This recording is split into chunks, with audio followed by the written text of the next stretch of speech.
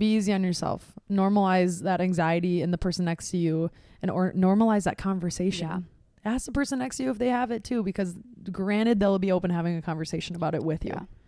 I've never regretted being open about it. Ever. I'll tell you that right now. Once I admitted to my mom that I think something was wrong, I really realized like that I needed to take action.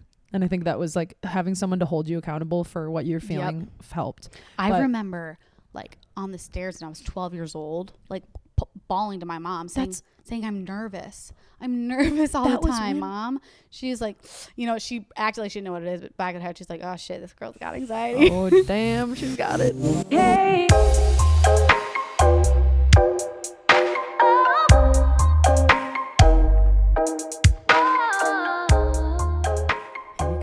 Here we go. Do. Straight candid. Here we are. Does anyone else have that weird feeling that they constantly have to be making noise?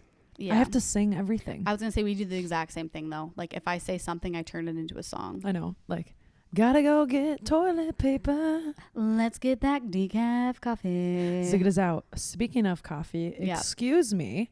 I know. So Soph and I have this little habit. She goes, I know. She knows what we're about to talk about. We have this little habit. We like to go get coffee pre-episode, okay? Which is usually not a good idea. Never, because I am shaking. My knees are trembling right now. But we walked to go get coffee.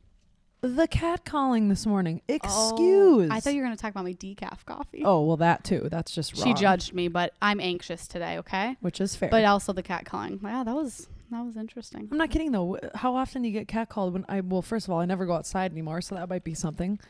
Hello, I think COVID. it has to do with when you're with another girl too. I do too. Because like if I was alone, I feel like that usually doesn't happen. But since I'm walking with this hot piece of ass, no, I'm just kidding. But also you're walking with like another person. Guys feel the more comfortable to honk that little horn. Actually, so that when the guy revved his engine, I tinkled a little bit. I got scared. She tinkled her pants. I did. It just came out. I was like, oh shit. Oh. For real tinkle or like like you're kidding? Like when I get scared, I tinkle a little. You do not. Or if I laugh really hard, I pee a little bit. But that hasn't happened in a while. Like if you can make me laugh that hard and I pee in my pants a little bit, that's a keeper. I've never peed my pants laughing, but every time I get on the damn trampoline, let me tell you, that shit comes out quick. One jump and I'm whizzing my pants. I kid you not. This is no joke. I'm dead. Spoiler alert, boys. We don't like catcalling. I don't think I know anybody that likes catcalling. And I know in some cultures that's actually, it's appropriate, very appropriate and kind, but what did I yell back to the first guy that did it? Oh yeah, you fuck you. Shut up. I was like, I'm literally standing there like straight face. I'm like, okay. I flicked him off too. Oh yeah, you did flick him off. Hey, she gave an effort. Hey, he was putting in work. You were too. Yeah, you know, I put the work right back. But yeah, so I also got decaf coffee, which is why I thought you were going to call me out because I go up there and I'm like, decaf coffee, and people really have a bad rap with decaf. They're like, what's your point of drinking coffee if you're going to drink decaf? Do you even like the flavor? They're like, it's like you're going to a casino without any money. I'm like, exactly. Wait, I'm sorry. My point. What is that? Was that a good analogy or no? Didn't make sense? No. Okay. I don't get it. Okay. That's well, okay. All I'm saying is I'm drinking decaf because the anxiety levels are pretty high right now. You guys probably don't know this, but we record a little bit ahead. And in fact, we're actually holding off for election week, which you'll know by now listening. But it is election week. And yesterday was election day in Minnesota. Mm-hmm. So we currently don't know who the president is. That is why the anxiety is a little high. Yeah, we feel weird. I don't think I slept very well last night. Oh, I didn't either. I think that's why we feel a little off today too. Yeah, that just could off be. Kind of. We were really trying to get in the mood for you guys. We jumped. I squeezed her shoulders a few times. Yep. I slapped her ass. Yep. I jumped up. I jump up a little bit when we were on our walk outside. Yeah. Maybe that's why the catcalling was happening. Someone saw me squeeze your booty cheek. But no, it's in all seriousness, respecting everybody's space on election day. It's a weird time, and nobody knows what's happening. There were protesters last night outside our windows. That's why you didn't sleep well too, right? I live on a main street in Uptown. I'm not going to give it out. I love how your roommate is trying to be so quiet right now, and like you can, Angie, clap your hands quick. Probably can't hear it. You're good. Angela. Wow, I love what that. respectful roommates you have. I love that little woman. She slithers into her room like a little snake.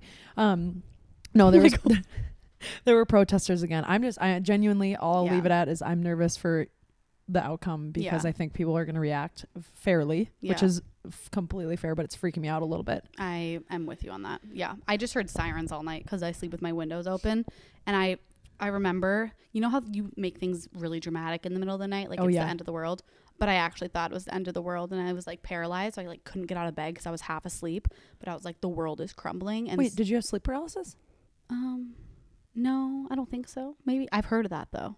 Could you not get out of your dream, basically, or like Well, get like up I from the knew bed? I was aware of what was happening. Like I could hear the sirens, but I just like couldn't move. Yeah, maybe that was That's sleep paralysis. God, Dude, I don't know. damn it. Let's just say I didn't sleep well. I'm like, okay, so you were paralyzed Yeah. in your sleep. Yep, It's sleep paralysis. But this is a great way to kind of segue into what we're talking about today, which is anxiety. Anxiety, which is the one piece of like mental health that we both have a lot of experience with. So, yeah. There's a ton of mental health things, you know, anxiety goes hand in hand with depression and like all these other different things, but we want to share our actual experiences with it because on the outside, especially like just with social media, we spoke on that with Chris too. It's like No one knows. nobody fucking knows. Everyone's like, wow, they must just be happy all the time. Their life is perfect. When in reality, like, do you know how many people that you're probably sitting in the same room with or down the street that are dealing with mental health issues? Oh my God. Probably at least 20 to 50. I would say half of them. Well, I forget It's the like- statistic, but it's like, I think it's close to 50%. Andrew's going to pull it up, I think, for how many people in the U.S. and the world actually have anxiety, especially with our fast-paced U.S. culture, which everybody And especially with our generation right now, growing up with social media, I don't always like to link social media with anxiety because my mom always tries to preach me on it and it pisses me the F off. But I do think there is a little bit of a correlation. I don't doubt that at all. But let's just say a lot of people deal with it. a lot of people deal with it. A lot of people are struggling with it. What's weird is actually a few people reached out. I did a little post and I was like, oh, ask me a question. How do you handle it all? Like, how do you stay doing all these things and You got the stat, seeming Andrew? normal? Andrew's got the stat for anxiety. Well, there's some crazy stats that people probably don't realize. Ages 30 to 44 have the highest rate of anxiety. Oh. 1 in 4 people. Yeah. The age ranges of 30 to 44. Oh, so wow. I mean, like, we all think of ourselves in the generation of like, oh, I think that I have a good understanding the person across from me probably has anxiety. But the people in a generation above us are sitting in the same thing and probably not talking about it nearly as much as even we are. I know. Exactly. Oh God, that's a good point. Thanks, That's really Andrew. sad. Thank you, Andrew. Anxiety's all around us. I mean, I like to think everybody has a little bit of anxiety, not actually like to a form, but they've experienced that panic feeling. And people who don't have it, I think you understand that feeling of like when you are, I'm trying to think of an experience, even when you're, let's say you're on the top of a roller coaster and you're like, holy shit, I'm about to go down. Oh my God, my stomach's going to drop. That's anxiety feelings. Yeah. So, I mean, experiencing anxiety to a certain degree is healthy. You know, it motivates you. Everyone has situational anxiety. You're a little nervous for a first date. You are nervous about your test tomorrow. That is completely normal, but there's a difference between situational anxiety and someone with generalized anxiety disorder. Exactly. Or someone with panic disorder or OCD. Like there is differences. And that's what we're going to kind of talk about, like what our personal story is with our anxiety and what has helped us. So do you want to like go into kind of your past, Syd, with she's literally wrapped up in cords. Hey, nice shoes. Hey, oh, thanks, Twinny. Yes, I'd actually love to. Cool. I've touched on Arizona a little bit, but I figured more detail would be helpful. And actually a few people pinged me and they were like, maybe you should talk to this a little more because I think a lot of people can relate to it. Quick question before I start. Where do you get anxiety the worst though, Soph? Oh, like when it happens? Yeah. So in general, mine is more of a generalized anxiety disorder. So what that means is like it's more of like a constant nervousness. And obviously people can't tell this when I'm talking or when I'm presenting, like in social situations. I'm totally normal. Like I'm fine. It's just like a constant, mine is more like a physical symptoms that I experience if I get out of my self-care routine or if I stop taking my medication. So I will say there are times when it gets worse, and that has to do with for example, today. Yep. Like this is a little triggering for me, like this whole election. Of course. When I start obsessing over something like that a lot of times that has to do with when my anxiety is the worst. And also if I have too much caffeine. Oh yeah. Which is why I did decaf, because I did already have caffeine this morning. So I just try to keep that like at a level. I mean, you're not even really supposed to use caffeine because it is a drug and it does stimulate your body when your body's already stimulated. So it's like, it's going to make it worse. But caffeine wakes you up. So it's like, you got to and it just, give and take. Exactly. And I love the taste of coffee. So if you have to get decaf, don't let people judge you. Sorry. But also like, no, you didn't. It's fine. But also I remember my therapist telling me about CATS. It stands for caffeine, alcohol, tobacco, and sugar. And you just have to be careful with those substances, really, if you do have anxiety or depression, because it can trigger it. That's simplified the idea so much. Yeah. What the heck? So you do have to take care of yourself. That's pretty much what it means. Okay. But yeah. What about, like, do you have a certain time when your anxiety comes out? I have flaring moments. Okay. I have times where my anxiety is through and through the day, like just spiked, and it feels weird, and I'm panicked, and I feel anxious, and my key sign is that I get really irritable. And I'm not an irritable person, but I get pissy. Like everything bugs me. Yeah. And I'm like, I feel like I'm being mean to my roommates. I feel like I'm being mean to my mom. My mom calls me to ask me a question. I'm like, God, mom. I feel like you want to know when I want to come home? You want to fucking know when I come home? I get irritable too. And you want to know what made me irritable this morning? What? Standing outside your fucking apartment waiting for you to unlock the door. Okay. Can I just note this right now? So I'm like, oh yeah, I went down there, unlocked the door for you. And she's like, no, it's locked. That's why I text you before, because I usually stand outside and it just grinds me the wrong way. Sorry about that. I'll be better. But turns out I actually left my door unlocked. So I went down to unlock it and I actually relocked it. And that means my door was unlocked when the protesters came through and were throwing shit everywhere. So that is wonderful. That's kind of sketchy. That is very sketchy. Anyway, hopefully they weren't doing any harm. No, but my anxiety gets horrible on planes. Oh, really? Horrible. What I've realized is I actually have generalized anxiety disorder, and I'm also very claustrophobic, which is interesting because my dad has both of those exact diagnoses, and so does my grandma. And you know what? Guess what? I'm going to talk about a little bit. What? Is the genetic play into it. Because it's huge, right? Because people a lot of times are like, nah, it's nurture versus nature. Is that what it is? I personally believe it's both, but yeah. I completely agree, but I don't know enough about that. I'm excited to hear that from you because I have no clue. But I get weird also pre-plane ride and post. It could be like post drinking. Anxiety for me is so bad. Holy shit. Yeah. Sundays, I'm like, I can feel my heart beating really fast. Oh my God. I can relate. Oh, it's that's why alcohol, CATS, stay away, guys, or limit it. If you do have anxiety, you got to limit it, because here's the thing too. If I overdo it one shot, meaning like now I feel like I'm actually drunk. Now I'm not tipsy anymore. Yeah. The next day I feel like I made so many wrong decisions, even if I just was at a friend's house and we were all hanging out. I'm like, it's so weird. I'm sitting there and I'm like, I'm depressed. I'm lost. What am I doing with my life? I probably fucked my job up. How? Because I had no correlation. I just feel like I'm lost every single time, and it's the worst feeling. Yeah. Why get to that point? Why? If you can just have just as much fun being tipsy versus drunk, which being drunk doesn't make anybody with anxiety feel better, in my opinion. Yeah.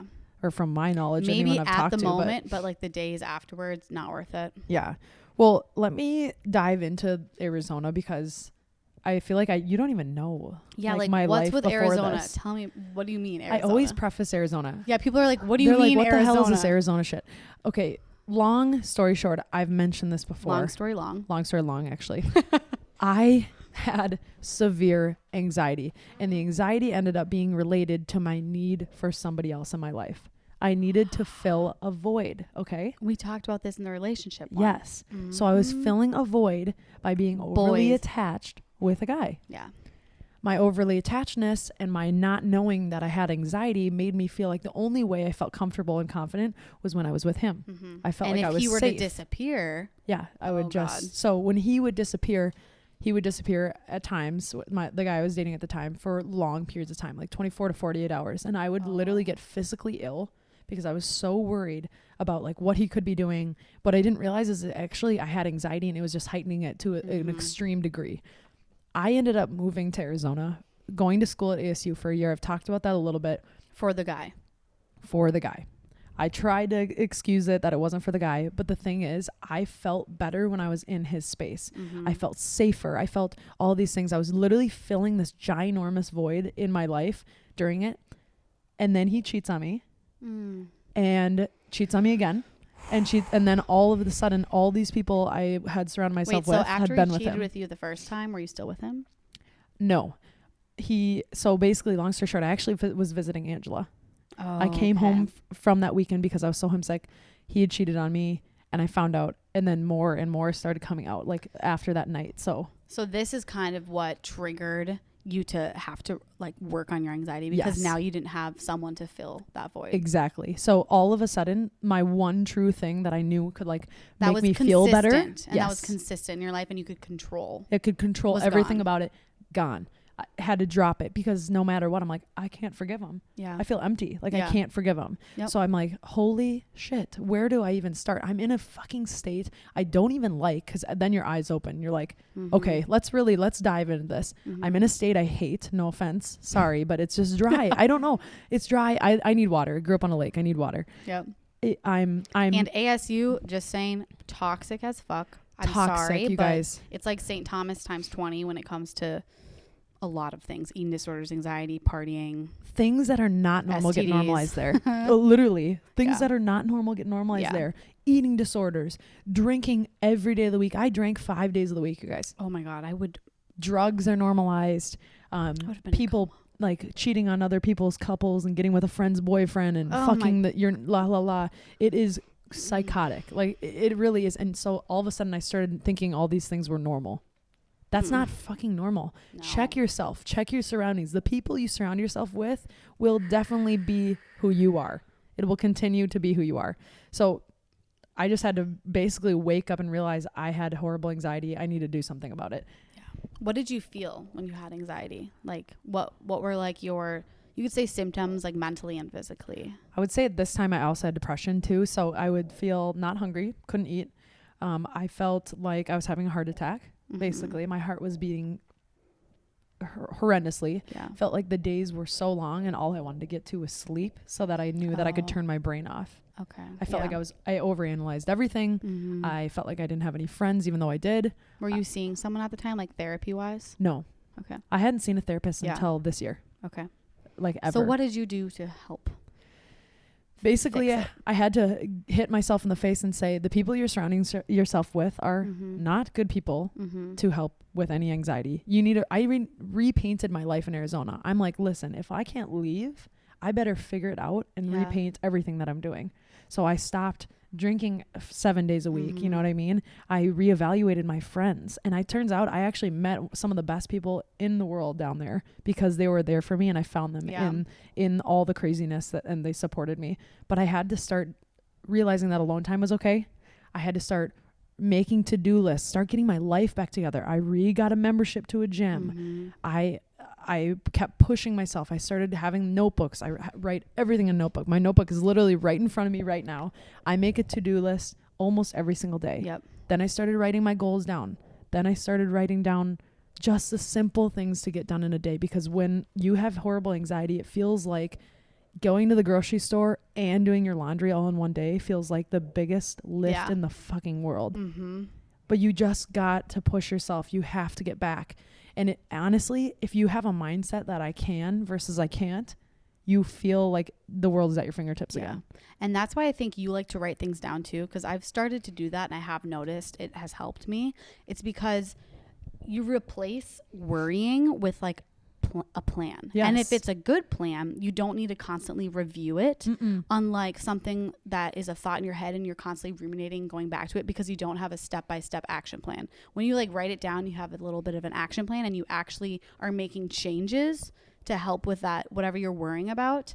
It at least puts the thought at ease because you have it in there, you know what you're going to do about it. So like if you do have anxiety, definitely try the writing shit down. Writing shit down makes a huge difference and keep it by your bed at night.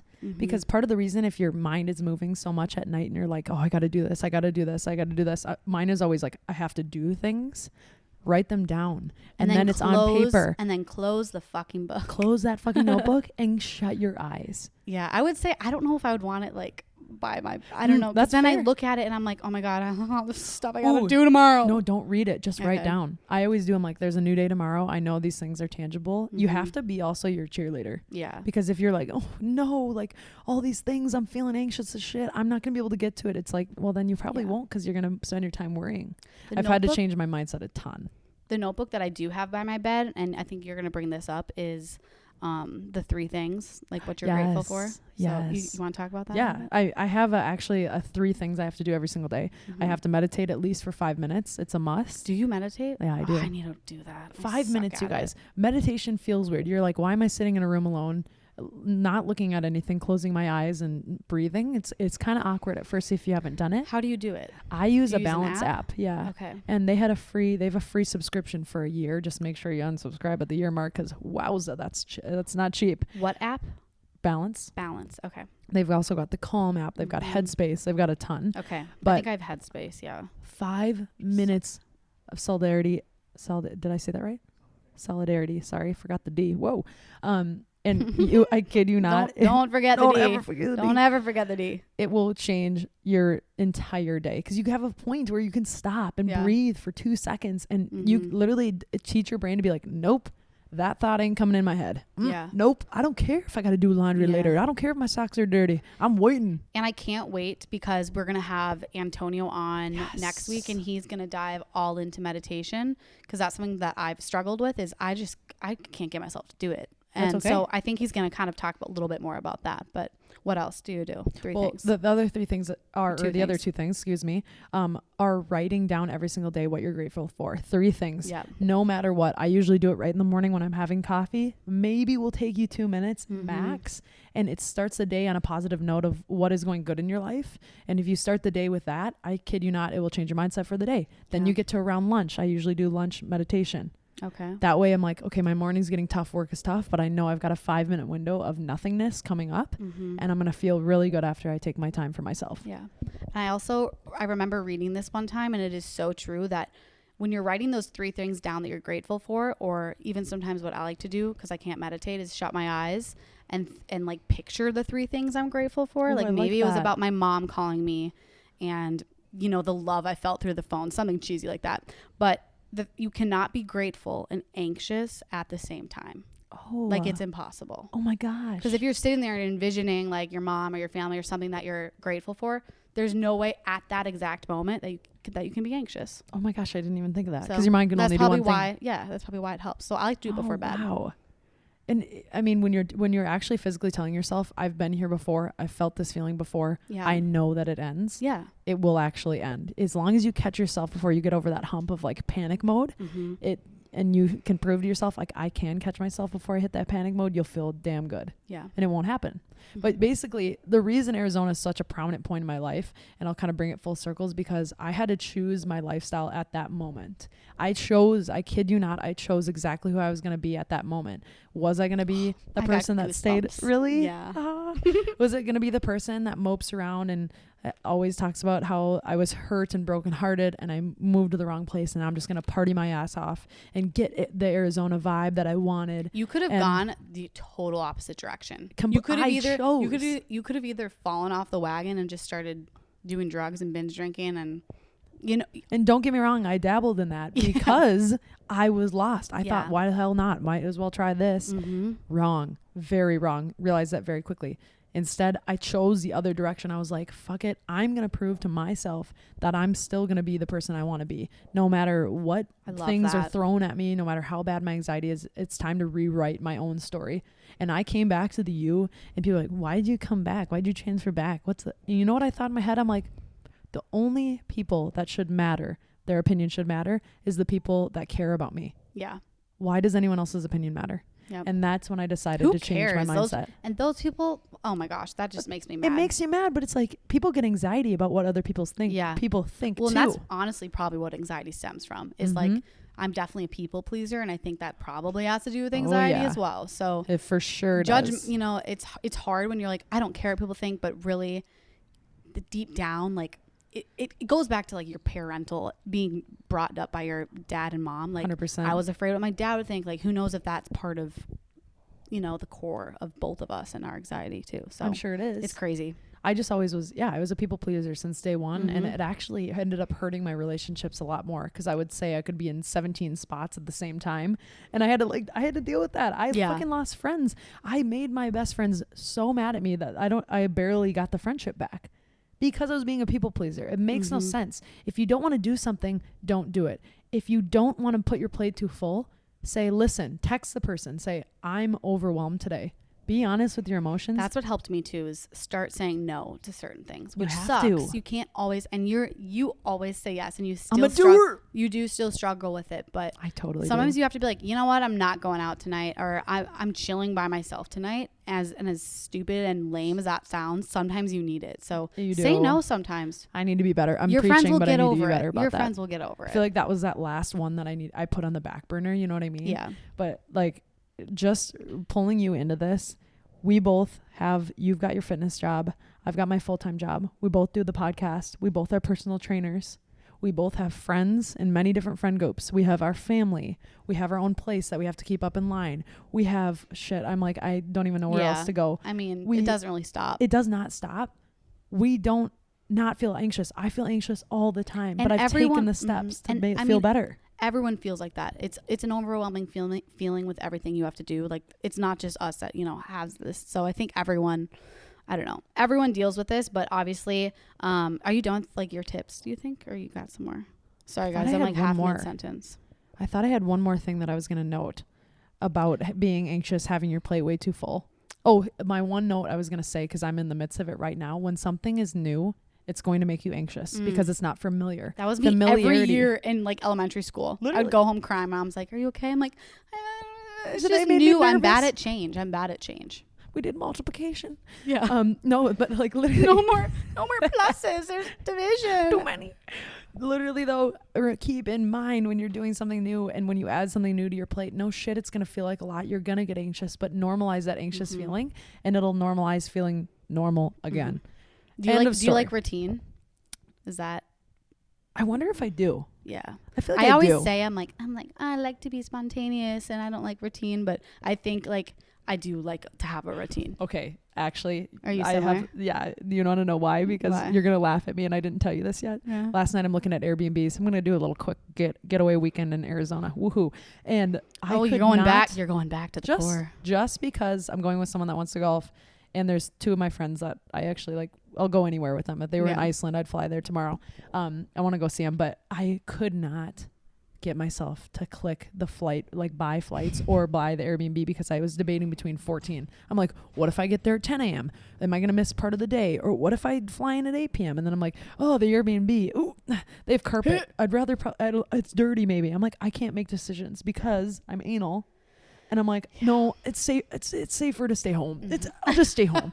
You know what? I don't want to get on the wrong flight. I don't want to mess around with that. I don't want to, it starts with like which Airbnb, and then it ends with I'm just not going at all. I had 14 pulled up. Oh God. I called Jordan. I'm like, hey, can you help me sort through a few Airbnbs? He's like, I think we're just going to pick one. I'm like, well, listen, they've all got great qualities. Mm-hmm. I mean, this one's 5 minutes away from this one, but here, just hear me out. He's like, you've got issues. I'm like, anxiety. Thank you. Guess what? Picked a great one because of it. Cheers. Cheers to that. We're going to Arizona. I did it, and now I'm sweating even thinking about it. I love it. That's exciting though. Good for you. You pulled the trigger. Do you have anything that you use, like behavioral, like just tips in general that you use? Yeah. So for your anxiety? I will say, like right off the bat, I'm going to tell you guys we're going to kind of segue this conversation into medication, because obviously building like a skill set, and basic methods to deal with anxiety without medication is really important. And so I do think you need to start, if you're on the edge of deciding whether to go on medication or not go on medication for anxiety or depression, definitely try some things that Syd said. Mm-hmm. But when your anxiety starts to significantly affect your ability to function in your everyday life, it might be time to try a medication. And that is where I was at like 5 years ago. So I went on an SSRI, which is a medication that's used for anxiety and depression. Oh, okay. It stands for like selective serotonin reuptake inhibitor. So that just means it like floats more serotonin in your brain. I think I actually got prescribed that when I went in and I got diagnosed, and they were like, I'm going to prescribe you this, pick it up or don't. Yep. And I'm just someone my body is not I get worried that I'm going to feel out of control. Yeah. But some people, it's like, for you, it's what makes you function for the entirety of the day. Yeah. For me, I feel in control with it. If I'm not on it, I'm out of control. And that right there is the different forms of anxiety. Yeah. But before I get into that, I will say a few more things that like behavioral or, you know, something you can work on without the medication is, especially for females, I've noticed that you have to like kind of, okay, so a lot of women like track their periods, right? Yes. Have you noticed that your anxiety gets really bad during certain parts of your cycle? Yeah. And as long as you can write that down and note that, and you keep that in mind, you're like, okay, this week I'm going to be anxious as hell. Mm-hmm. As long as you're like aware of it, it kind of helps because you know it's coming. Oh, I don't even track my period, and I should. So you should start, because I know you were talking about how you get like kind of anxious a few days before and you think your whole life is ending. Yep. If you know like, okay, tomorrow's the day I'm going to be anxious, like you already know it's going to happen. If so you know it's coming, it's like you're prepared for it. Oh, good point. Damn. And then I was also going to say like laugh, make time for fun. So there is to a certain extent, definitely say no to certain plans. But if you want to go play with puppies or like hang out with your friends, like make sure you're doing things that you still enjoy. In society. Make something. There's something. Oh, I learned it. When was this? 3 months ago. There's this lady at the place where I worked, and she has laugh therapy. What? You literally just sit there and laugh at yourself. And it's the stupidest thing. What? Yeah. But then you start laughing because you think it's so ridiculous. Laughing. So then you're like, oh, I'm not anxious because I'm laughing at myself. It's interesting. What? Wait, that's kind of cool. I know, right? Where is she? She had her own company, and we throw events at WeWork. And this was before COVID, so it was probably longer than 3 months ago. But I remember she was like, I can come in and do laugh therapy for the members. And I kind of laughed. I laughed in her face, but I was like, wait, that was kind of funny. Like, no, I mean, I feel like I could do it at home though. You look in the mirror and you're like, you're a joke. Yeah. You're a fucking joke. Okay. Anyway. So the reason why I ended up going on medication is because, like Syd said, like I also had physical symptoms. It's the first Wednesday of the month. I was gonna say, they just elected the president. No, stop. What's that movie where it's like they sound the alarm and it was The Purge. The Purge. They sound the alarm. Oh my god. Anyway. Oh my god. Okay. It actually, I get alarmed now with any noise because of everything going on. Everything happening. I'm just paranoid.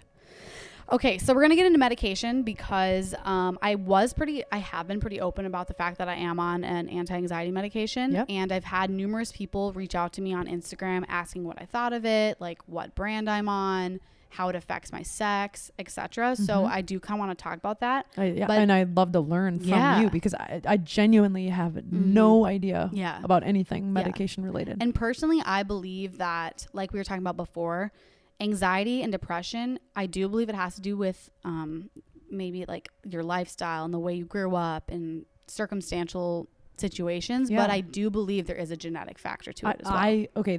That 100% is accurate. Yeah. Because I honestly believe there is a chemical imbalance in the brain of someone with really bad anxiety and depression. Which is why the medicine does help, is because it balances the serotonin out and it doesn't let it just be reabsorbed. And so in order to make my brain function the way that someone else's brain functions, my dad likes to explain it like, he said this the other day. He goes, it's like a lubrication for his brain. Okay, that's fine. Okay, so it's Your like, dad. Yeah, I called my dad, you guys. And I also asked him a lot about sex and SSRIs, and he had this full-on conversation with me. You can ask your dad about sex? Hold up, I'm not done. Oh my God. So I called him like, Dad, this is going to be really awkward, but like I have some questions for you because I know he's dealt with it because I've talked to my mom about it before, and she's brought up my dad. So did he have any idea that you knew? Yeah, I mean, he probably did. Okay. Yeah. So I called him and I asked him all these questions, and my dad's also a doctor and knows a lot about this because he's been on medication for like 30 plus years. Okay. And he, we had a good conversation. And then after the conversation, he goes, and don't you ever talk to me about sex again. Oh my God. And I was like, all right, Dad, thanks. All right, Dad. Talk to you love later. You.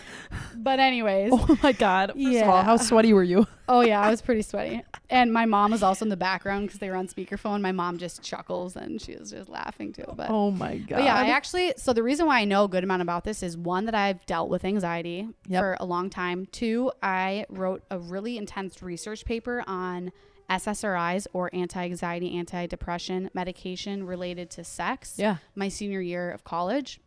And 3, I also texted my psychiatrist.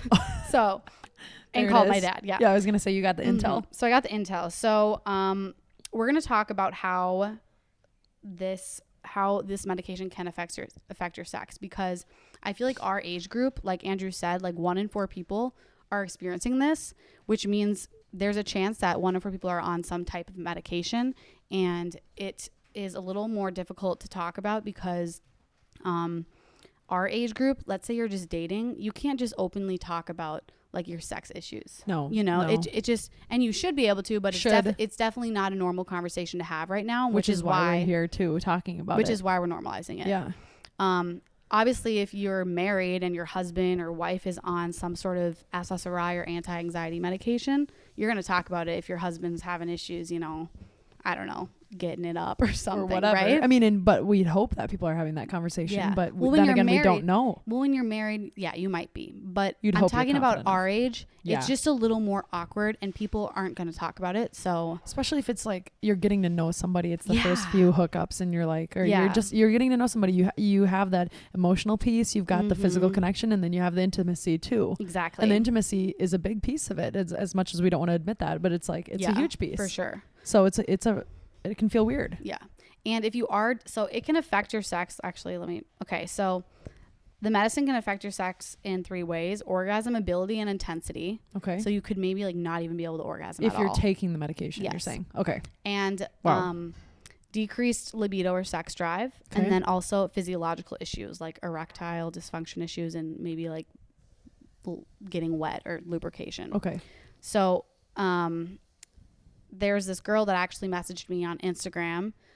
This is kind of bringing it back to like the listener questions of the week, Candid Q's. And she was saying that she's on an anti-anxiety medication and she has no sex drive. Oh, like man. she doesn't care about it. She doesn't think about it, but she needs the medication. So for the people that still need this medication, but are having issues, I want to like offer some ideas and things that have worked for me. And also from the research I did and talking to my psychiatrist. Also, just talking about it, you're normal. You're totally normal. There are people out I'm there. a normal girl, and like I'm on medication, and I have that issues. helps me, and I have had issues with, and so I'm gonna talk about it.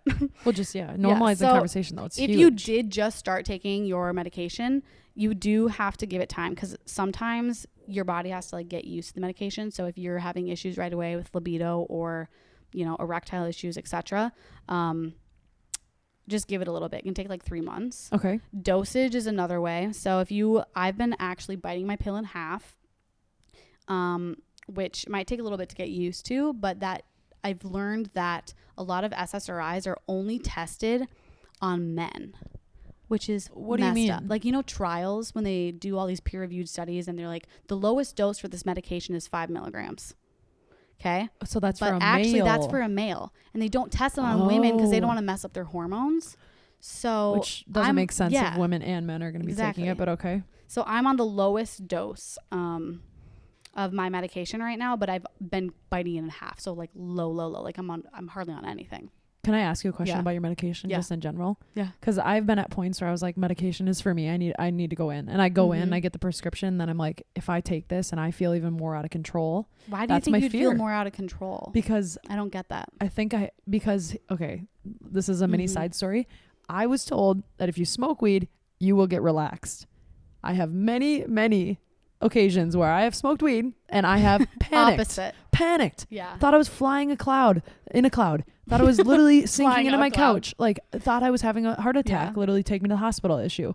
So to me, association with feeling out of control is feeling an altered sense of myself. So foggy brain would mean weed. So medication, I'm afraid if I take it, I'm going to have that same feeling. And then I know it's in my body and I have to just deal with it. And I'm like doing the thing where I go, how long until I feel normal again? How long until I feel normal again? Yeah. Will this last forever? I think you're associating like recreational drugs with drugs that have been tested and have worked for millions and millions of Americans. Do you know what I'm saying? Right. Like weed, when I smoke weed, sometimes I have the same issue. But I just don't like to alter my my being. Okay. I think that's why even when I get drunk, let's say I get like a little tipsy and now I'm like, oh, I'm actually getting a little too drunk. Yeah. I'm like, holy shit. I start to panic. Out of control. I feel start to panic. Yeah. I see what you're saying too. But have you ever felt that with it? Not with my medication. I'll 0%? Be honest. I feel more myself when I'm on it than when I'm off. Like I went off it like 2 years ago because I was like, a lot of people when you start feeling normal again, you're like, I don't need this shit. I can move you off throw of it away. And then all of a sudden you're like, oh God, I realized why I was on that. There's probably withdrawal involved in that, but I wasn't sleeping. Mm-hmm. Like that's one reason why I need the medication is because if you don't sleep, you're fucking crazy the next day. And if you don't hydrate too, by the way. Yeah. If you have insomnia, you know what it feels like. It is the worst feeling in the world to not sleep and just be laying there and having issues falling asleep. Oh my gosh. So that is kind of the main reason. It's like thinking about it. Yeah. It's like physical symptoms that I needed it for. So try the dosage thing though. We're just decreasing a little bit because sometimes it's just enough to help with your anxiety or depression, but it's also not enough to affect your sex. Okay. So, or obviously talk to your doctor about before you do any of this. And then certain brands affect sex more often than other brands. Okay, weird. I mean, it makes sense because it's different chemicals, but time of day. So a lot of times people take their medication at night and then maybe you're getting jiggy with it at night or something. Oh yeah. Try taking it in the morning. So it's not just fresh in your system right away. Yes, you know what I'm saying? Because that's when it spikes your hormone levels. Okay, that's actually smart. And then this one's a little more risky and is very controversial, but you can do what's called a drug holiday. So like you go, like let's say you're planning a vacation or like a honeymoon and you're like, I don't want to have sex issues. So then you just stop taking it for like a week. That could work with the sex, but you also might go crazy. So be careful. And it's only a temporary fix. Yeah, temporary. Yeah. And then in general, sex is more than a physical act. Like there's a lot of emotion involved in it. Maybe if you're having issues, focus on like pleasuring the other person for a while until you're getting used to medicine, until you figure it out yourself. Like, so you feel relaxed again, maybe. And when you're pleasuring someone else and you're not worried about yourself or performing, in return, you might be surprised what happens to your own body. Yeah. You know what I'm saying? Yeah, no. You can get yourself in the mood or I don't know. I can see what you mean with that. So those are just some tips I have if you are having issues with the medication that have helped me. So yeah, that's all I got for that. Dang. You like did some research. Well, yeah, I literally pulled up my research paper that I wrote and here, look at it. If anyone wants my annotated bibliography, I got you. I did. Yeah, no, I'm serious. From 2015. I think that was a study that I did on it. So that's separate. Yeah. But yeah, this is a long research paper. I can send it to anyone if you need it. Send it. Drop your emails below. Yeah, but so that's the reason why I went on medication is because I was physically not sleeping. I felt like my heart was falling through my asshole every day. Every single day. Yeah, all the time. It felt like you were in a panic. It's like, you know when you get really nervous for something? Yeah. It was that all day, but I wasn't nervous about anything. What were you? I was going to say, were you doing anything different? No, nothing. Nope. Okay. It's literally just, I felt completely, my life was fine. Like I was happy. I've never had depression. I literally just physically, my heart rate was so high. And I used to like look at my Apple Watch because you know how it has your heart rate? Mm-hmm. I'd be sitting down on the couch and it would spike to 150. That's just so wild. I don't even get to 150 when I'm in a HIIT workout. Yeah, I know. I'm like, I need to go on. I was like, I can't. You can't live like that. That's not sustainable to live like that. It wasn't healthy. And I'm so much more myself and I feel great. Why the hell would I not do it? Of course. I to be honest, I've been in like 20 different times where I'm like, I should go on medication. And then I've done something that has helped me in a different way and I haven't need it. When I need it, I will go on it. I feel 100% with that. But like, and keep doing that until I can't. Until maybe you can't anymore. But if you can, I definitely recommend doing those behavioral tips, writing the 3 gratitude things down and writing to-do lists, goals lists help me because then I'm like, I don't feel like I'm floating through thin air trying to like go towards something. Yeah. Goals list literally down to what you want to do that day. Mm-hmm. Make 3 things. If you've got a million things to do, say I'm going to get done my laundry, I'm going to meal prep, and I'm going to go on a walk so that I get outside. Remember, to-dos don't always have to be like the thing that you don't want to do and get done. Like, give some for yourself. Call your grandma. Call your grandma. How good would you feel? If you're feeling that guilt, I get anxiety from guilt too, where I'm like, oh my God, I haven't talked to my grandpa in so long. That's so bad. Yeah. I'm like, I need to call him, but I can't get myself to call him because I'm like, what if I'm anxious? I don't have time today. It's like, put that on your to-do list. Or what if I don't have a good conversation, then they leave not liking me? Oh my gosh. What? Yeah. Do you No. No? No, my grandparents are no, not my grandparents, but like someone if I'm gonna call, like, oh, I you thought know, you I'm meant like, your oh, grandma I'm and just too grandpa. anxious. Like I want to you. make sure that I'm like on, or what happens if they don't like me? I do that with blah, blah. FaceTiming friends that are living out of town. Oh yeah. Because I'm like, all right, 3, 2, 1, they're answering and it connects and it turns on. You're like, Hey. hi. You've had the worst day. Hi. How are you? Oh my God, I'm good. Okay. I promised myself though I wouldn't lie to my friends anymore about how I actually was feeling. Love that. Like, how are you? I'm shitty. I know I'm like, I'm ass today. Yeah. Ass. Butt cheek. You tell me that a lot. I do. I'm like, Yeah. I'm ass. Well, because you know what? I got a new job and let me tell you, You're shit stressed. is not easy. Mm-hmm. I've been stressed. I feel a little off, to be totally frank with everybody. I do too today, I'll be honest. And that's part election, part changes, part everything. So. Everything. So that was my really long answer to my listener question, my candid Q. Yeah. Do you have a candid Q I do. that someone wrote in? This one's actually related to anxiety and insecurity around dating. Oh, I love it. So body confidence in dating. Someone wrote in talking to us about just how can I feel more confident when I'm pursuing somebody, or feeling more confident that I'll be pursued. Mm-hmm. So Soph and I, yeah. In like actuality, this person, quote unquote, said, I feel like guys won't date me if I'm not a size 2 or 4, 2 right? or 4. Yeah. And she's just really insecure about that. And I think it pissed me off because I'm like, it pissed me off yeah. too. I'm like, no. So we're going to talk about it. But it's like, it's so simple, you know, for us to say like, what do you mean? Like, but it's like, Yeah. we aren't feeling that internal feeling. We're not feeling that she's feeling. So what I wanted to tell her was everybody has a different type. My type, I like a little bigger, more meaty guys, like still fit, but like a bigger guy. I'm not as initially attracted to a skinnier person, whoever that may be. So like, Soph, okay, now what's your type? If you had to give one, generally, Yeah. you know, if someone asks you, what's your type? Like, Andrew has a great body type. Okay, so Andrew's build. I like that. I would say I'm not attracted to like beef heads. See, okay, what, like overly ripped, you mean?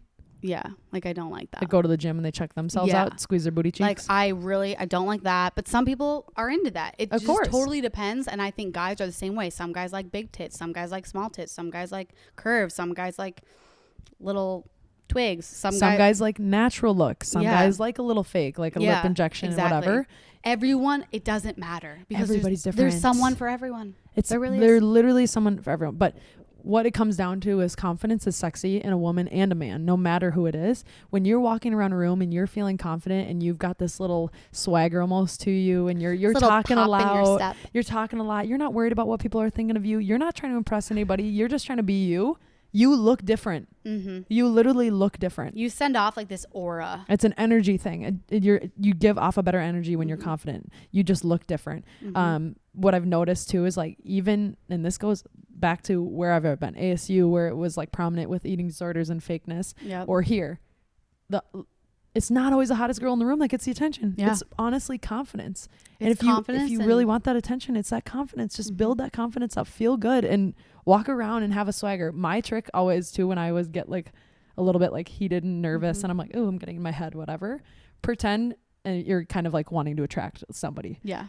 Pretend everybody's a friend, because that takes the weight off of like wanting a guy. Like pretend everybody, when you're walking around, like, they're just my buddy. I don't care. I don't care what he thinks. Like, what's up? Like, how you doing? Like, That's you don't easier need, said than done. It's way easier said than done. But like, don't trip yourself up. Have a fucking vodka soda and just walk around and everybody's friends. It shouldn't be a focus of like, I'm coming here for a guy. That's a really good tip though. Because, you think so? Yeah, because it's so weird, because like when I'm friends with someone, it's like I can completely be myself, and Exactly. you just have so much fun, and then if like it just gets, you just have to kind of nervous. Yeah, you get You're like, nervous. But literally, I'll say this right here, right now on camera. When people like have a little more curves, I wish I could. I'll never genetically have that. I wanted bigger boobs. I'll be honest. I've wanted all that. And that's what some guys really, really like. But it's like, it's not about being what a guy wants you to be. It's about being comfortable in your own skin and being able to find somebody who matches you. Yeah. Literally, it comes down to that. It doesn't matter your body. And I know that's easier said than done, but it's like being confident in your skin and being confident for yourself so you feel good will make you and allow you to attract other people. I love that. It starts with that. I mean, I know that's like the simple answer, but it's like, it's not simple, but it's worth working on. I don't know. That's my 2 cents. That's not your 2 cents. I think that's I think a lot of people would feel that same way. And I think women need I think women need to realize it. So I appreciate your answer. Hot. Ladies are hot. Yeah. Honestly, every girl is hot in their own way. I was going to, okay. Like girls, I think girls they're way better to look at than guys. Girls are hot. They hot dog. They hot dog. All right. So that is our episode on anxiety. And anything else you want to wrap up with? Not really. Before we figure out who the freaking president is. Seriously. Holy crap. No, just be light on yourself. Be easy on yourself. Normalize that anxiety in the person next to you or normalize that conversation. Yeah. Ask the person next to you if they have it too, because granted, they'll be open having a conversation about it with you. Yeah. I've never regretted being open about it. Ever. I'll tell you that right now. Once I admitted to my mom that I think something was wrong, I really realized like that I needed to take action. Yeah. And I think that was like having someone to hold you accountable for what you're feeling helped. I remember like on the stairs when I was 12 years old, like bawling to my mom saying I'm nervous. I'm nervous all the time, Mom. She's like, you know, she acted like she didn't know what it is, but back in her head, she's like, oh shit, this girl's got anxiety. Oh, damn, she's got it. Well, I had test anxiety too. I had to like sit in different rooms to take tests in elementary school because I would get so nervous. My entire mind would go blank and I'd forget everything I studied for. Oh my God. So then I learned to overstudy, and now I never had test anxiety just because I knew I was going to get an A because I knew the textbooks straight start to finish. You literally read entirely word for word and memorized every page. Fuck yeah. Question for you before we wrap up, because I'm actually genuinely curious of this. Did your anxiety start as a child as OCD? No, not OCD. Okay, because that's how mine started. I was just curious because I thought maybe that was what was your OCD about? Oh, for the love of God. Okay, so first of all, if I like flipped a switch and I like flipped it back down, I had to press it down to make sure that it wasn't going to get stuck in the middle. I feel uncomfortable. Wow. Get stuck in the middle to have a fire. I'd have to like really push hilarious. Push the faucet closed to make sure it wasn't going to have any water out, because if the sink clogged and the water was still going, it could literally overflow the apartment, whatever. I mean, I used to be weird about like odd numbers, having to have a nightlight in nightlight. That's normal. I feel like I always thought someone was gonna like kill me in my sleep. I feel like kids are we get told like don't talk to strangers because they'll grab you, and then every time we go in a room alone we're like yeah, like, what if they do? Odd numbers scared you? No, I couldn't have an odd number because if I hate saying She's this out like, loud, okay, this is really psycho. I say it out loud and you're like, oh shit, I have issues. I couldn't even watch odd number channels, sorry, Cartoon Network, because if I watched TV in an odd number, I thought that something bad was going to happen to me. Everything had to be even. I couldn't blink odd numbers. I had to look at something and blink twice. Otherwise, I thought something bad was going to happen to me. It's OCD. It's obsessive. So you start to get obsessed over things and you can't turn it off. Do you still have that for anything? No. Besides talking to yourself after you say something? She'll be like, I got a coffee. And then she'll be like, I got a coffee. I got a coffee. Well, I made fun of Angela and she made fun of me the other day, my roommate, because I was like, she talks to herself all the time. Come here. I was making fun of her because she talks to herself all the time. And then the other day we're in the kitchen, I'm cooking around her. I go, gotta grab the onion, gotta grab the noodles, go over here. I'm like, oh, don't want to burn that. And she goes, Angie, come say hi, introduce yourself. What did you talk about you a lot? What did you say? Hi, I'm nervous. Come back. She's asking you a question. What did you say to me when I was like, I'm talking to myself all this time? And you're like, you looked at me and you're like, what did you say? You do too. You're like, yeah, you were like, no, I can't sass, remember, whatever. but I was upset. Yeah, you were like, are you kidding? Yourself as much as me. You go, you think I have issues? You're the one that talks to yourself more. I'm like, sheesh. Called out in my own home. God That's hilarious. No, but Antonio's going to come on next week. It's going to be amazing. He actually works with Lululemon to host meditation and anxiety events, and it's a male perspective.